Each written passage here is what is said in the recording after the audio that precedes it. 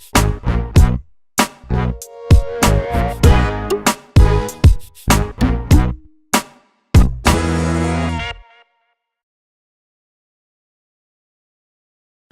guys, Scott Brewer, head instructor at the Fight Gym in Chagrin Falls, Gracie Jiu-Jitsu black belt, Kodokan Judo black belt, Maxwell SC certified pro trainer. Today, continuing our discussion of the Seoi Nage shoulder throw.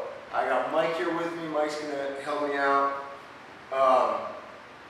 be my uki for the day. Okay, so in the last video we talked about some details about the throw itself. Today I wanted to talk about a couple of aspects of the variations that happen when I'm facing a guy in Randori or Shiai, where he's standing different, he's more defensive, he's got some resistance, okay, these different things. The first thing I want to talk about is dealing with a guy in different stances, because yesterday we talked about dealing with Mike when he's just standing square to me, which is how it's useful to learn the throw for me. But obviously, nobody's going to fight me like this, probably. There are people and there are ways to compel your guy to square up to you. But more commonly, what we're going to use is our own motion to get to the angle that we're looking for. Even if Mike staggers his stance, there's always this angle where he's square, right? We know this basic idea about the dead angle we're looking for in judo, the angle at which he doesn't have a post. Okay, so with this throw, as with our hip techniques, as with a lot of throws, what we're looking to do is align ourselves on that angle rather than try to make the throw regardless of his position. Okay, so if we're in this situation, I'm right foot forward, Mike is right foot forward. Okay, more commonly, in this situation, what I'm going to be dealing with is a guy who's trying to grip on my collar, okay? So I can deal just in the same way I showed in the last video. What I really want here is to prevent this grip. I'm not really overly concerned with what I'm going to do with this hand because I'm just going to get rid of it in a second. My shoulder throw is going to be with my right hand on his lapel. Here, I'm still looking to make my same grip. The benefit of this is, and depending on his experience level, if he's smart, he may try to really deal with this. If he's a little bit more inexperienced, he may try to just get this sleeve grip and think, I'm going to come back for the collar, but I'm not going to let him get the collar. His sleeve grip is great for me, okay? In this case, you see my setup. The difference being that instead of just making my same square rotation, I don't have to turn as far because my angle is now straight across here. I can shoot right for this hole. And now it's the same deal. Okay? So when the guy is same stance to me, I don't even have to turn 180 degrees. I'm coming across, boom, and I'm right in position to make my throw. So if Mike is right foot forward and I'm right foot forward, and we're coming out, I'm looking for collar grip, he's looking for collar grip. I don't let him, I make my collar grip here. When I have my opportunity, either the guy tries to beat my grip, or he's trying to reach, or he's trying to whatever he's trying to do with his hand, I'm looking to make this same opening here. Foot goes across, I get rid of this hand, up into the armpit, down with my collar grip, and he shrugs. Once he shrugs, it's over. Okay? And here I am on the balls of my feet. My hips are not pushing him back so that his weight's going that way. I'm totally committed on the balls of my feet to moving forward. If, on the other hand, my guy is left foot forward, now, certain things of this are a little bit easier, and certain things are a little bit more challenging. Obviously, to get to the dead angle of Mike, I got to go a little farther around now. I have to make a bit more of a rotation. On the other hand, it's very common to get into this battle here, where he's looking for my collar and I'm looking for his collar.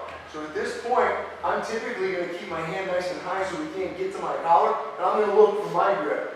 A lot of times what I'll do is make a little opening with this hand and shoot with this hand. 1, 2. Now here I am. A lot of times he's trying to do the same thing. He's looking for his lead hand to be on my collar. So as he reaches here, I block. As he reaches over, this is when I have my opportunity. Again, if I just turn 180, a little goofy, but if I get all the way to his dead angle, that's when it's very easy to load. Okay? So when he's left foot forward and I'm right foot forward, or we're in opposite stances, this is when I have to think about where my final position is going to be. It's going to be here, facing the same way he's facing. Okay?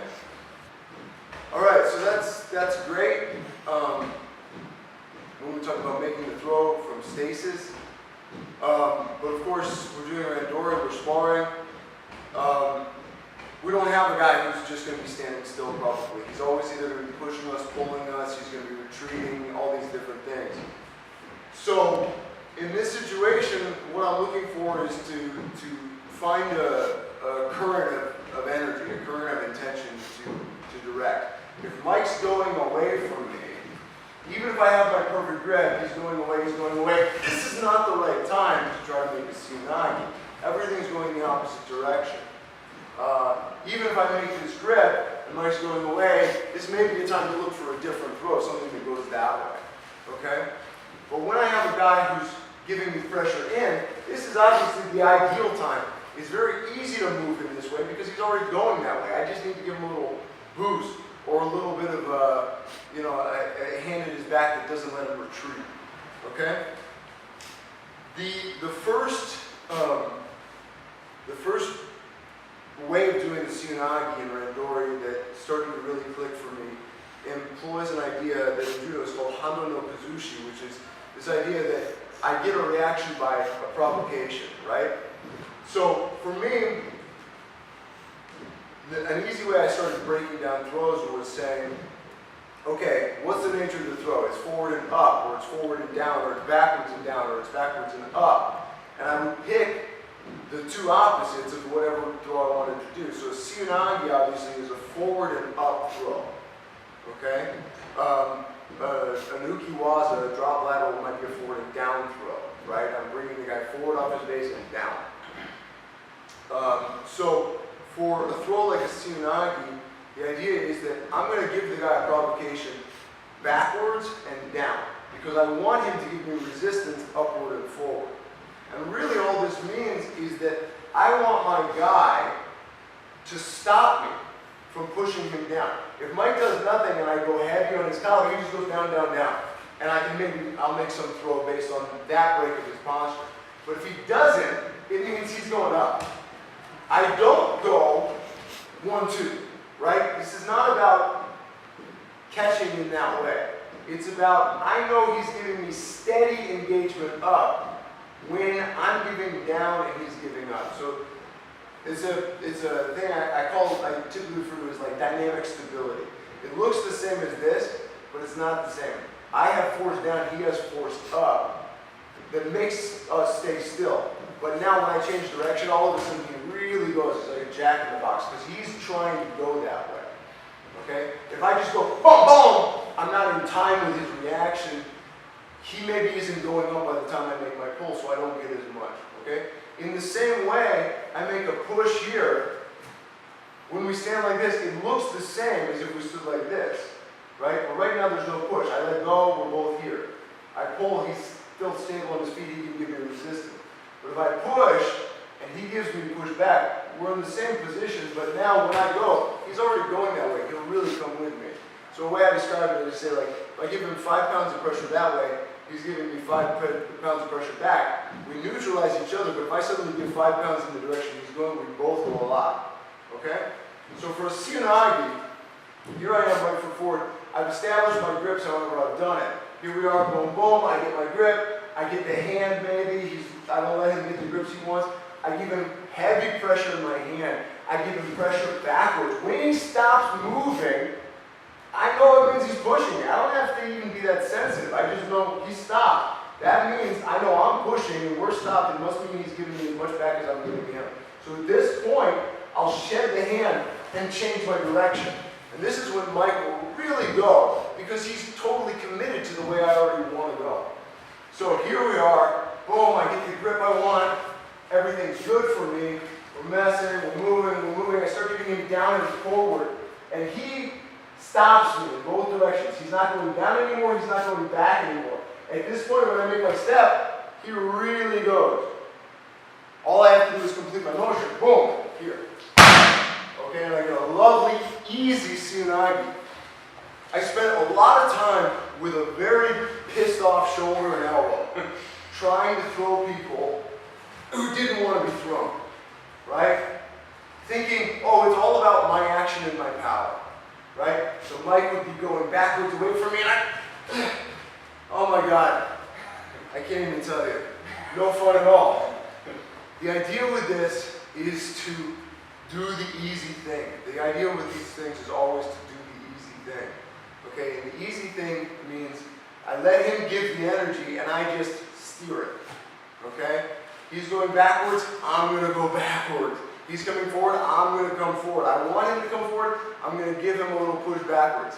So another idea that goes with this is this idea of pairing throws. Because just because I'm giving Mike this downward backward pressure doesn't necessarily mean he's going to respond. So when I make down and back, I want to have an idea for the throw that I'm going to do if Mike doesn't respond. If I give him pressure this way and he goes with it, okay? So a nice throw for me maybe here is something like an Ouchigari that's going to go down and back for Mike. So maybe I come here and I get my same grip and I'm giving downward and backward pressure, and Mike is moving in that direction. Here, I'm going in that direction.